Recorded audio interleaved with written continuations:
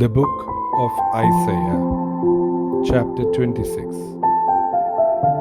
In that day, this song will be sung in the land of Judah. We have a strong city. God makes salvation its walls and ramparts. Open the gates that the righteous nation may enter, the nation that keeps faith. You will keep in perfect peace those whose minds are steadfast, because they trust in you. Trust in the Lord forever, for the Lord Himself, is a rock eternal. He humbles those who dwell on high. He lays the lofty city low. He levels it to the ground and casts it down to the dust. Feet trample it down, the feet of the oppressed, the footsteps of the poor. The path of the righteous is level. You, the upright one, make the way of the righteous smooth. Yes, Lord, walking in the way of your laws, we wait for you. Your name and renown are the desire of our hearts. My soul yearns for you in the night. In the morning, my spirit longs for you. When your judgments come upon the earth, the people of the world learn righteousness. But when grace is shown to the wicked, they do not learn righteousness. Even in a land of uprightness, they go on doing evil, and do not regard the majesty of the Lord. Lord, your hand is lifted high, but they do not see it. Let them see your zeal for your people, and be put to shame. Let the fire reserved for your enemies consume them. Lord, you establish peace for us. All that we have accomplished you have done for us.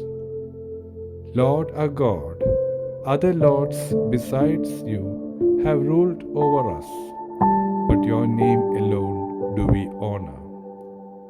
They are now dead, they live no more. Their spirits do not rise. You punished them and brought them to ruin. You wiped out all memory of them. You have enlarged the nation, Lord. You have enlarged the nation. You have gained glory for yourself. You have extended all the borders of the land. Lord, they came to you in their distress. When you disciplined them, they could barely whisper a prayer. As a pregnant woman about to give birth writhes and cries out in her pain, so were we in your presence, Lord. We were with child, we writhed in labor, but we gave birth to wind. We have not brought salvation to the earth, and the people of the world have not come to life. But your dead will live, Lord. Their bodies will rise. Let those who dwell in the dust wake up and shout for joy. Your dew is like the dew of the morning. The earth will give birth to her dead. Go, my people, enter your rooms, and shut the doors behind you. Hide yourself for a little while, until his wrath has passed by. See, the Lord is coming out of his dwelling, to punish the people of the earth for their sins. The earth will disclose the bloodshed on it. The earth will conceal its slain no longer. The book of Isaiah, chapter 27. Deliverance of Israel. In that day, the Lord will punish with his sword, his fierce, great, and powerful sword. Leviathan, the gliding serpent, Leviathan, the coiling serpent, he will slay the monster of the sea. In that day, sing about a fruitful vineyard. I, the Lord, watch over it. I water it continually. I guard it day and night, so that no one may harm it. I am not angry.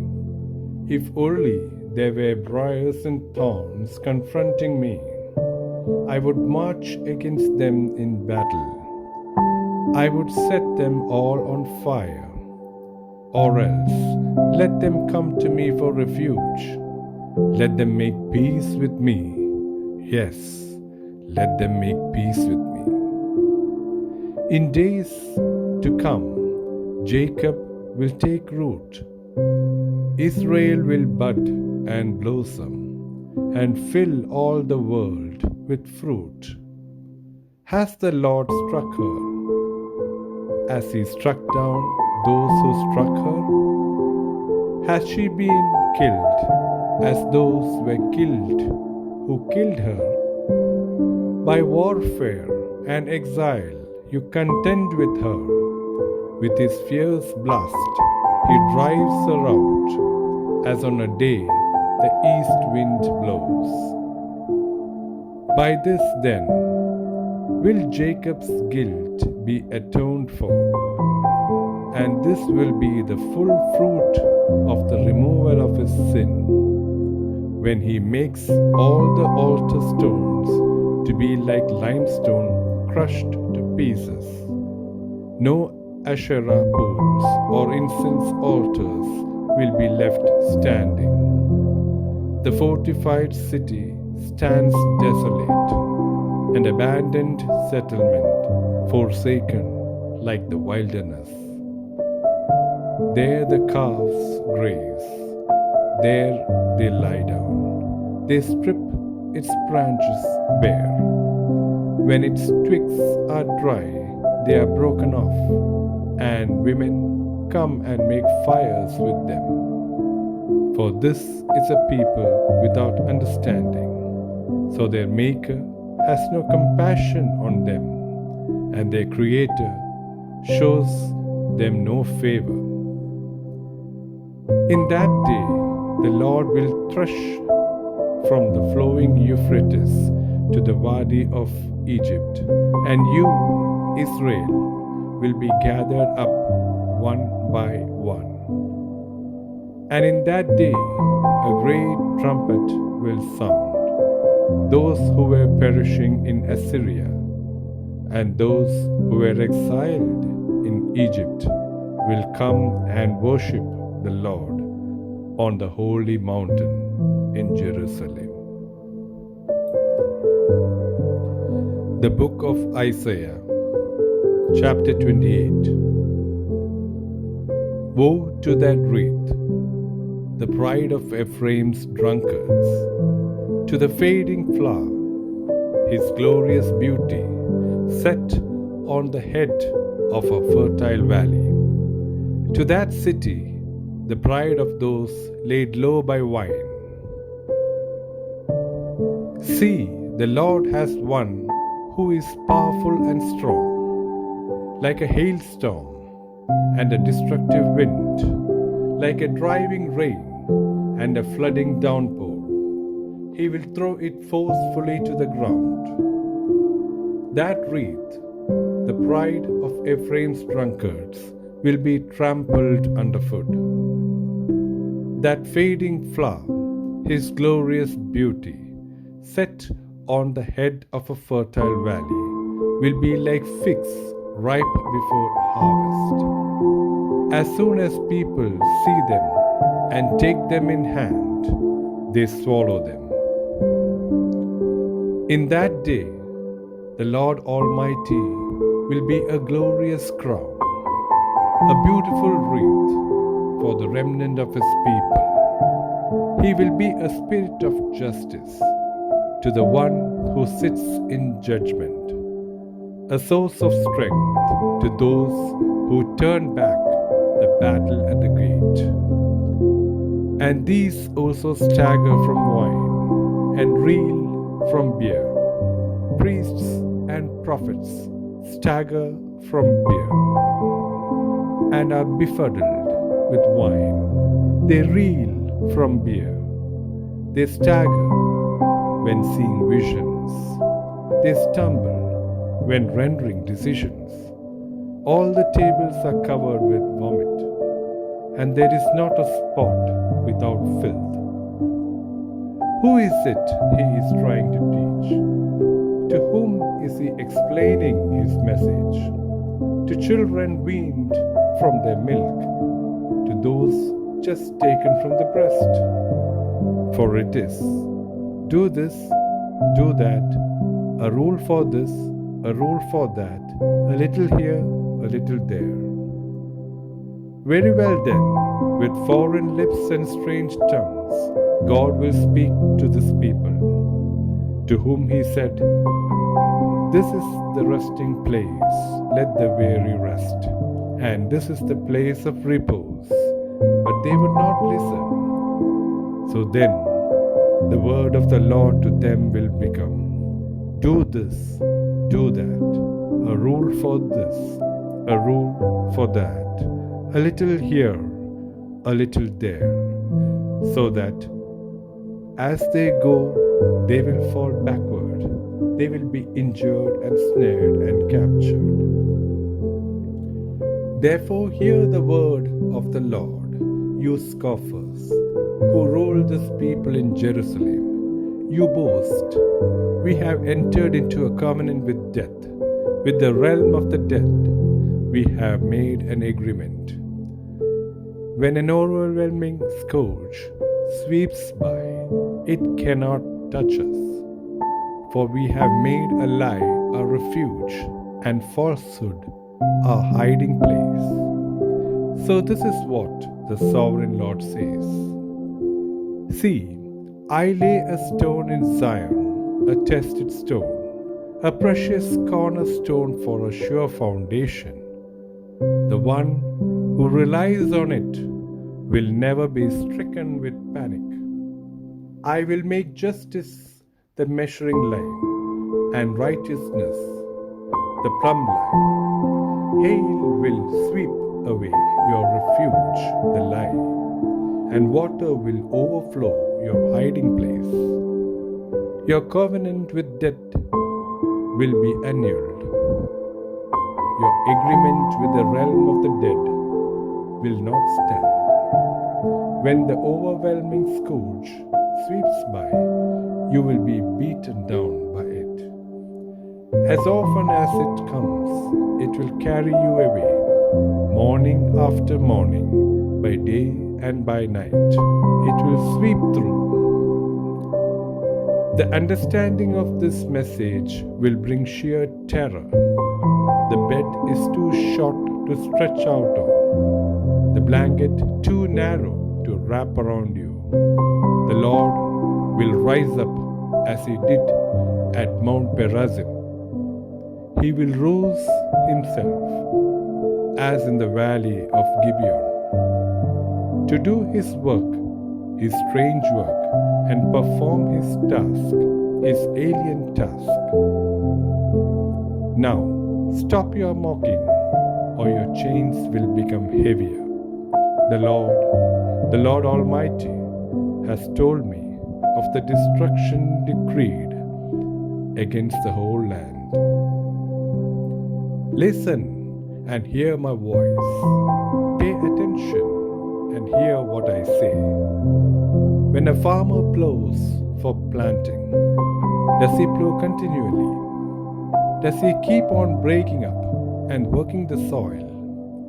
When he has leveled the surface, does he not sow caraway and scatter cumin? Does he not plant wheat in its place, barley in its plot, and spelt in its field? His God instructs him and teaches him the right way. Caraway is not threshed with a sledge, nor is the wheel of a cart rolled over cumin. Caraway is beaten out with a rod, and cumin with a stick. Grain must be ground to make bread. So one does not go on threshing it forever. The wheels of a threshing cart may be rolled over it, but one does not use horses to grind grain. All this also comes from the Lord Almighty, whose plan is wonderful, whose wisdom is magnificent. The book of Isaiah, chapter 29. Woe to you, Ariel, Ariel, the city where David settled. Add year to year, and let your cycle of festivals go on. Yet I will besiege Ariel. She will mourn and lament. She will be to me like an altar hearth. I will encamp against you on all sides. I will encircle you with towers, and set up my siege works against you. Brought low, you will speak from the ground. Your speech will mumble out of the dust. Your voice will come ghost-like from the earth. Out of the dust your speech will whisper. But your many enemies will become like fine dust, the ruthless hordes like blown chaff. Suddenly, in an instant, the Lord Almighty will come with thunder and earthquake and great noise, with windstorm and tempest and flames of a devouring fire. Then the hordes of all the nations that fight against Ariel, that attack her and her fortress and besiege her, will be as it is with a dream, with a vision in the night, as when a hungry person dreams of eating, but awakens hungry still. As when a thirsty person dreams of drinking, but awakens faint and thirsty still. So will it be with the hordes of all the nations that fight against Mount Zion. Be stunned and amazed, blind yourselves and be sightless, be drunk, but not from wine, stagger, but not from beer. The Lord has brought over you a deep sleep. He has sealed your eyes, the prophets. He has covered your heads, the seers. For you, this whole vision is nothing but words sealed in a scroll. And if you give the scroll to someone who can read and say, "Read this, please," they will answer, "I can't, it is sealed." Or if you give the scroll to someone who cannot read and say, "Read this, please," they will answer, "I don't know how to read." The Lord says, "These people come near to me with their mouth and honor me with their lips, but their hearts are far from me. Their worship of me is based on merely human rules they have been taught. Therefore, once more I will astound these people with wonder upon wonder. The wisdom of the wise will perish. The intelligence of the intelligent will vanish. Woe to those who go to great depths to hide their plans from the Lord, who do their work in darkness and think, "Who sees us? Who will know?" You turn things upside down, as if the potter were thought to be like the clay. Shall what is formed the one who formed it, "You did not make me"? Can the pot say to the potter, "You know nothing"? In a very short time, will not Lebanon be turned into a fertile field, and the fertile field seem like a forest? In that day, the deaf will hear the words of the scroll, and out of gloom and darkness the eyes of the blind will see. Once more, the humble will rejoice in the Lord. The needy will rejoice in the Holy One of Israel. The ruthless will vanish, the mockers will disappear, and all who have an eye for evil will be cut down. Those who with the word make someone out to be guilty, who ensnare the defender in court, and with false testimony deprive the innocent of justice. Therefore, this is what the Lord, who redeemed Abraham, says to the descendants of Jacob.